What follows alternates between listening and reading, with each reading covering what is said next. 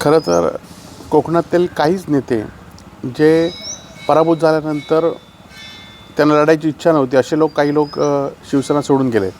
परंतु याआधीसुद्धा 2009मध्ये सुद्धा आमचा पराभव झाला होता आणि त्यावेळीसुद्धा कोकणातील जनता ही शिवसेनेबरोबरच राहिली होती. आणि त्यामुळे मी असून देत, माझे सर्व सहकारी असून देत, आम्ही उद्धव बाळासाहेब ठाकरेंबरोबर निष्ठावंत आहोत आणि येणाऱ्या काळामध्ये सुद्धा आम्ही उद्धव बाळासाहेब ठाकरेंवर निष्ठावंत राहणार आहोत. निश्चितपणे कोकणात आज काही लोक जरी आम्हाला सोडून गेले असले तरी शिवसेना हा सर्वसामान्य माणसांना संधी देणारा पक्ष आहे.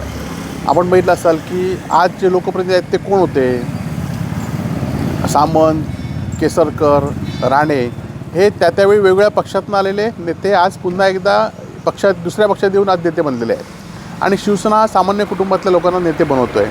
आणि त्यामुळे येणाऱ्या काळामध्ये नवीन लोकांना घेऊन आज कोकणातील नेते भास्कर जाधवच्या नेतृत्वाखाली, रत्नागिरी जिल्ह्यात असून देत यांच्या नेतृत्वाखाली आपण नवीन नेत्यांना घेऊन हा पक्ष उभा करू.